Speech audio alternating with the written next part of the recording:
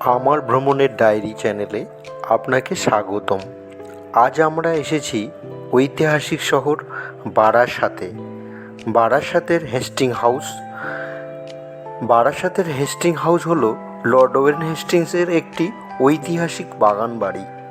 বারাসাতের কেন্দ্রস্থলে অবস্থিত। এটি বারাসাতের রেল স্টেশন এবং জেলা পরিষদের কাছাকাছি অবস্থিত এবং এটি একটি গুরুত্বপূর্ণ স্থান। এই ভবনটি হেস্টিং ভিলা নামে পরিচিত ছিল।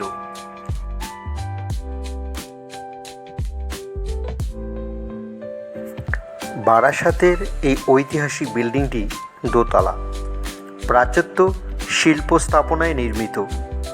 24 পরগনার এক সময় এই বিল্ডিং প্রশাসনিক কাজে ব্যবহৃত হতো। ডিএম অফিস বা ডেপুটি ম্যাজিস্ট্রেট অফিস হিসাবে ব্যবহৃত হতো।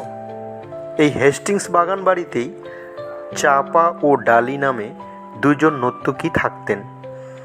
তাদের নাম অনুসারে ব্যস্ত শহরে একটি মোড়ের নাম রাখা হয়েছে চাপা ও ডালি মোড়।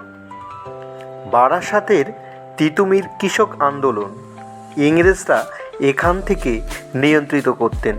তাছাড়া নীল বিদ্রোহ, অন্যান্য কৃষক আন্দোলন প্রতিহত করত ইংরেজরা এই হেস্টিং বিল্ডিং থেকেই। সাহিত্য সম্রাট বঙ্কিমচন্দ্র চট্টোপাধ্যায় এই বিল্ডিংয়ে ডিএম হিসাবে কিছুদিন কাজ করেছিলেন। বিল্ডিংয়ের ওয়ালে এখনও লেখা রয়েছে, in this house lived Warren Hastings.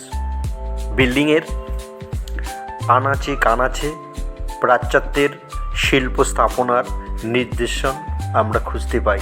এই দোতলা বাড়িটি থেকেই হেস্টিংস পরগনা জেলার সমস্ত কার্যকলাপ পরিচালনা করতেন।